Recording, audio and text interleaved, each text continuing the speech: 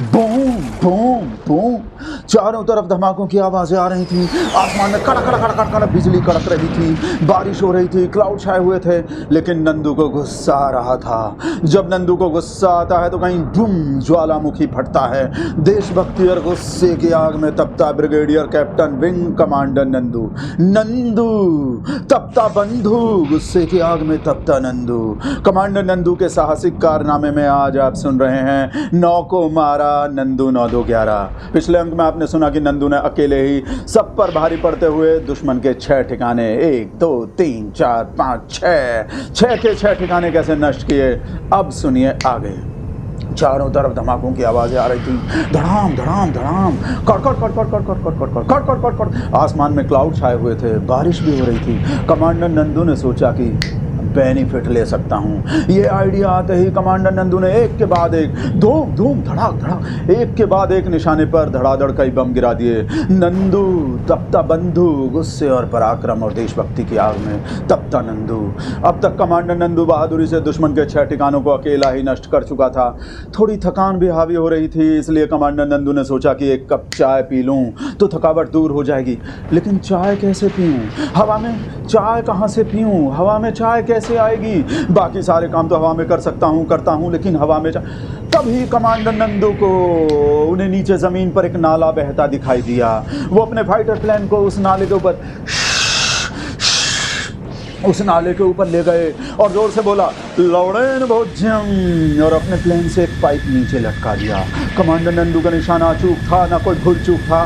Pipe सीधा नाले में गिरा और उन्होंने प्लेन के कॉकपिट में A+B ब्रैकेट किया और उससे गोल शेप का एक एक्स्ट्रा 2AB निकाला और उसको उल्टा करके नाले में से जो गैस आ रही थी उस पाइप को उसमें ले लिया और आसमान में धमाकों के बीच, धूम धूम धड़ाधड़ धमाकों के बीच, कड़कती बिजली के बीच, छाए हुए क्लाउडों के बीच चाय बनाकर पी ली। चाय पीते ही कमांडर नंदू की सारी थकावट दूर हो गई। जोश फिर से हाई हो गया, हाई से भी हाई। कमांडर नंदू ने जोर से बोला नंदू है तो मुमकिन है, और दुश्मन के अगले ठिकाने पर बम गिराने के लिए अपने फाइटर प्लेन को फुल स्पीड पर उड़ा दिया।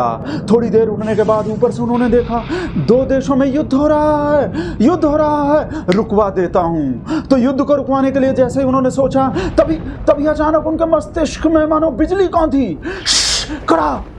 कमांडर नंदू को याद आया कि ये तो अपना ही युद्ध है, इसे नहीं रुकवाना है। ये याद आते ही कमांडर नंदू जोर से बोला लवड़ेन भोज्यम, और एक के बाद एक बूम बूम बूम कई बम गिरा दिए और दुश्मन के 7वें अड्डे को भी नेस्तनाबूद कर दिया। क्लाउड अब भी छाए हुए थे, बारिश और भी हाई हो गई थी। कमांडर नंदू का जोश भी और हाई हो गया था। नंदू तपता बंधु, गुस्से और देशभक्ति की आग में। तभी अचानक कंट्रोल रूम से फोन आया। उधर से सीनियर अफसर की आवाज आई, हेलो चार्ली 56, तुम थक गए होगे चार्ली, सारी रात अकेले ही मिशन पूरा कर रहे हो और 2 घंटे से प्लेन को बिना ईंधन के उड़ा रहे हो, बिना ईंधन के 2 घंटे से प्लेन उड़ा रहे हो। कमांडर नंदू, तुमने नामुमकिन को मुमकिन कर दिया है, लेकिन तुम थक गए होगे, नींद भी आ रही होगी और नींद में मिसाइल गलत टारगेट पर मार सकते हो। थोड़ा आराम कर लो, बाकी के 2 ठिकानों पर हमला करने कोई और चला जाएगा, तुम वापस आ जाओ। Commander Nandu, hello Charlie, hello Charlie 56, हमारी आवाज आ रही है कमांडर नंदू। लेकिन कमांडर नंदू के दिमाग में तो कुछ और चल रहा था। कमांडर नंदू सिर्फ सुन रहा था, hello hello control room, hello, आवाज नहीं आ रही है, लौड़ेन भोज्यम। ये बोल के कमांडर नंदू ने फोन काट दिया। कमांडर नंदू पर तो मानो कोई भूत सवार था, पराक्रम का, देशभक्ति का। कमांडर नंदू ने फिर आसमान की तरफ देखा, क्लाउड अब भी छाए हुए थे, बारिश और भी हाई हो गई थी और कमांडर नंदू का जोश भी और हाई हो गया था। हाई। कमांडर नंदू ने इसका आगे क्या किया? कमांडर नंदू ने अकेला चलकर दुश्मन के बाकी बचे दोनों ठिकानों को कैसे नष्ट किया, कैसे उड़ाया, ये सुनेंगे आप कमांडर नंदू के साहसिक कारनामे के अगले अंक में। तब तक के लिए बूम बूम धड़ाम।